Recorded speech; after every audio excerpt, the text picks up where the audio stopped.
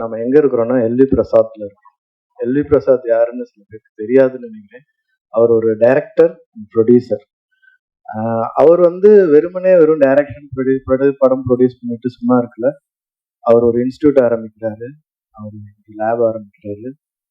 படம் சினிமாவினுடைய ரீச்சும் சினிமாவினுடைய வலிமையும் தெரிஞ்சதுனால இதை நிறைய பேர் முறையா கத்துக்கணும் அப்படிங்கிற ஆசைப்பட்டதுனாலதான் இந்த இடம் இருக்குது. இந்த இடத்துல நாம தான் கூடியிருக்கோம்.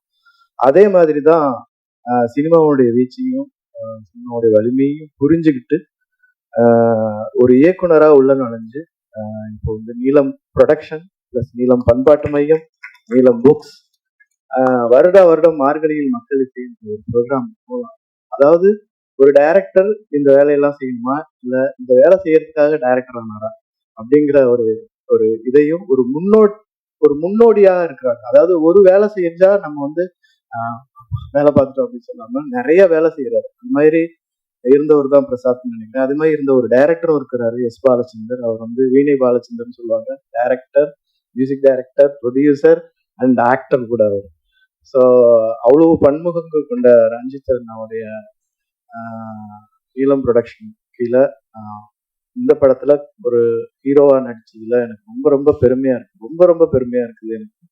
அப்புறம் பலூன் பிக்சர்ஸ் இந்த படத்தை ஃபர்ஸ்ட் அக்செப்ட் பண்ணி இதுக்கு இனிஷியேட் பண்ணி நீலம் கூட சேர்ந்து செய்யணும் அப்படின்னு சொன்ன அருண் பாலாஜின்னா, இந்த கதையெல்லாம் பல பேர் ரொம்ப யோசிப்பாங்க. ஏன்னா சில விஷயங்கள் கதையால் படிக்கும்போது முடிவு பண்ண முடியாது.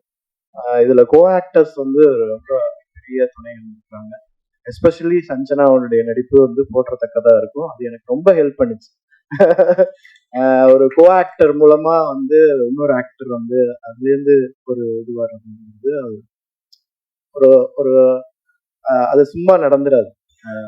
அந்த வகையில தினகருடைய உழைப்பு என்னால எப்படி சொல்றதுன்னே தெரியல. ஃப்ரம் ஏ டு இசட் வரைக்கும் அவர் நிறைய வேலை பார்த்தாரு. Very organic director. ரொம்ப ரொம்ப ஆர்கானிக்கா இந்த வேலையை கொடுத்தாரு. ஏன்னா சில சமயம் சில மீட்டிங் நடக்கிற மாதிரி சீன் நடக்கும்.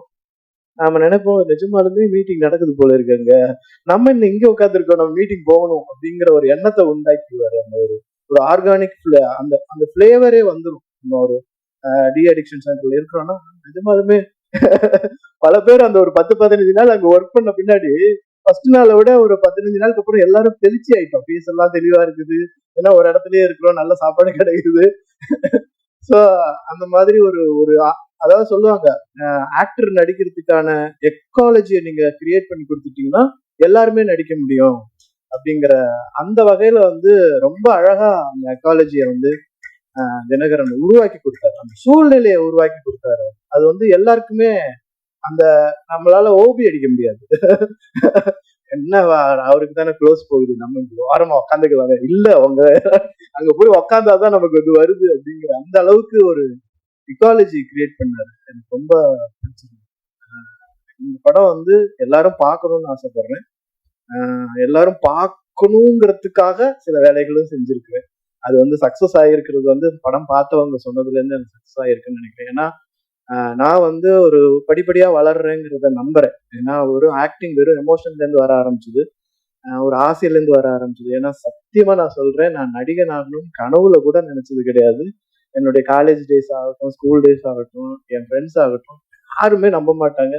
ஆமா நீ நடிக்கிறியா அப்படின்னு நானே என் கண்ணாடி பார்த்து சொல்லிக்குவேன். அந்த மாதிரி அப்படிதான் நான் கூட்டுப்பட்டிருக்குள்ள வந்தேன். எனக்கு வேலை செய்ய தெரியும், எந்த வேலை கொடுத்தாலும் செய்யும். இப்போ நான் இந்த படம் மூலமா ஒரு 2-3 பேருக்கு ரொம்ப நன்றி சொல்லிக்கிறேன். ஒன்னு இந்த படம் எழுதினதுக்காக, ப்ரொடியூஸ் பண்ணதுக்காக நீலம் மற்றும் பலூன் பிக்சர் அவர்களுக்கு ரொம்ப சந்தோஷமா இருக்கு நான் பார்த்தா இருக்கிறது.